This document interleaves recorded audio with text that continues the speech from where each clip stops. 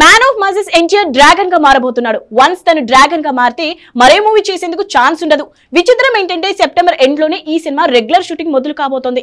అంతవరకు బానే ఉంది, కానీ ఈ సినిమాలో పాత్ర కోసం కంప్లీట్ గుండుతో కనిపించబోతున్నాడట తారక్. నున్నగా షేవింగ్ చేయడం లాంటిది కాకుండా గుండె కానీ మోడర్న్ లుక్ కోసం ఏదో గట్టిగానే ప్లాన్ చేస్తున్నారు. విచిత్రం ఏంటంటే RRR లో రామ్ చరణ్ హెయిర్ స్టైల్ ట్రెండీగా ఉంటే తారక్ మాత్రం రింగుల చుట్టుతో కనిపించాడు.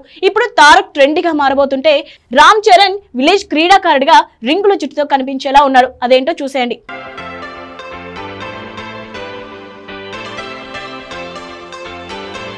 Man of the masses NTR the basic గా రింగుల జుట్టు, గ్లోబల్ స్టార్ రామ్ చరణ్ది సాఫ్ట్ హెయిర్. ఇద్దరు కూడా న్యాచురల్ గా ఏ లుక్ ఉందో అదే లుక్ ని RRR లో ఫాలో అయ్యారు.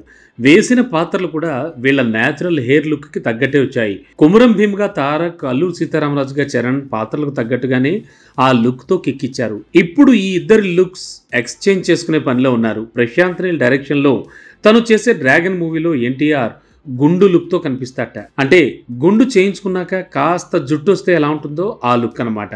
కానీ గెడ్డ మాత్రం భారీగా ఉండబోతోంది. కాస్త విలనీ లుక్ ఉన్న పాత్ర అవడంతో ఇలా కనిపిస్తాట. విచిత్రం ఏంటంటే మీసం అస్సలు ఉండదు. అలానే ముస్లిం పాత్ర వేస్తున్నాడా అంటే ఇంకా క్లారిటీ రాలేదు. ఇక global star Ram Charan look విషయానికి వస్తే ఆల్రెడీ తను న్యూయార్క్ బయలుదేరే పనిలో ఉన్నాడు. లాంగ్ హెయిర్తో మగధీర స్టైల్లోకి దరిదాపుల్లో ఏదో ప్లాన్ చేస్తున్నారట.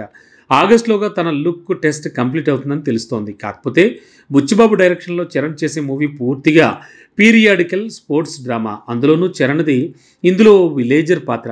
పల్లెటూరి క్రీడాకారుడిగా కనిపించేందుకు రింగుల జుట్టు, అది కూడా పొడవైన రింగుల జుట్టును ప్లాన్ చేస్తున్నారట. కానీ చరణ్ది న్యాచురల్గా సాఫ్ట్ హెయిర్ కాబట్టి రింగుల జుట్టుగా న్యాచురల్ లుక్ వచ్చేలా హాలీవుడ్ హెయిర్ స్టైలిస్ట్ని హైర్ చేసుకుంటోంది ఫిల్మ్ టీమ్.